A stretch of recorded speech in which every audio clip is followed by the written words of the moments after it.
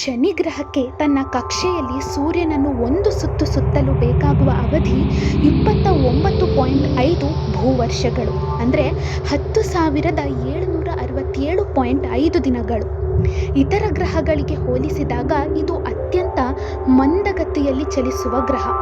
ಶನೈಃ ಶನೈಃ ಚರತಿ ಇತಿ ಶನೈಶ್ಚರಃ, ಅಂದರೆ ಶನಿ. ಸಂಸ್ಕೃತದಲ್ಲಿ ಶನೈಃ ಎಂದರೆ ಮೆಲ್ಲನೆ ಎಂದು.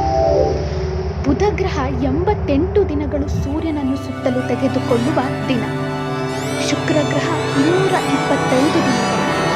ಅದೇ ನಮ್ಮ ಭೂಮಿ 365 ದಿನಗಳು. ನಾವೇನು ಮಾಹಿತಿ ತಿಳ್ಕೊಂಡ್ವಲ್ಲ, ನಾವು ಈಗಿನ ಪುಸ್ತಕದಲ್ಲಿ ಅದನ್ನು ನಾವು ಓದ್ತಾ ಇದ್ದೀವಿ.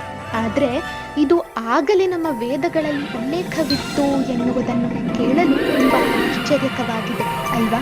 ಒಳ್ಳೆಯ ಮಾಹಿತಿಯೊಂದಿಗೆ ಸಿಗ್ತೀನಿ ಮುಂದಿನ ವಿಡಿಯೋದಲ್ಲಿ.